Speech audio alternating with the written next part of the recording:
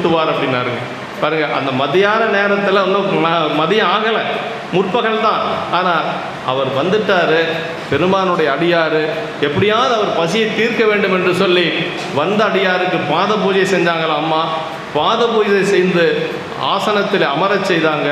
அதற்கு பிறகு அப்படி ஏதந்தீர் நல்விருந்தாய் இன்னடிசில் ஊட்டுவார் என்று சொல்லி அம்மா அப்படியெல்லாம் அவருக்கு செய்திருக்கிறாங்க. அடுத்த பாட்டில் சேக்கிழ பெருமான் சொல்கிறாருங்க, அதாவது எத்தனையோ பேர் நம்ம விருந்துக்கு வரலாம், நம்ம வீட்டுக்கு சொந்த பந்தங்கள் வரலாம், நண்பர்கள் வரலாம். ஆனால் ஒரு சிவனடியார் வந்தால் அதுக்கு மேலே ஒரு பேர் எதுவுமே கிடையாது அப்படிங்கிறார் சொல்கிறாருங்க. அங்கே காய்கறி எல்லாம் எதுவும் இல்லை, இப்போ இருக்கிறது அமுது மட்டும்தான் இருக்குது. அதை சொல்கிறார் சேக்கிழ பெருமான். கரி அமுதங்கு உதவாதே திரு அமுது கைகூட சொல்றார்.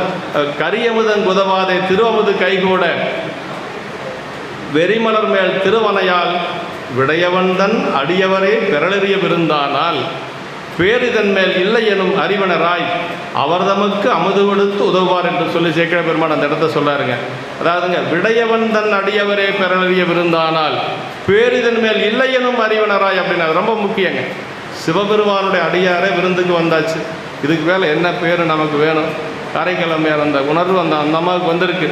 அப்படி அவங்களை அமுது செய்து அனுப்பிய பெருமை காரைக்கிழமையாருக்கு உண்டு.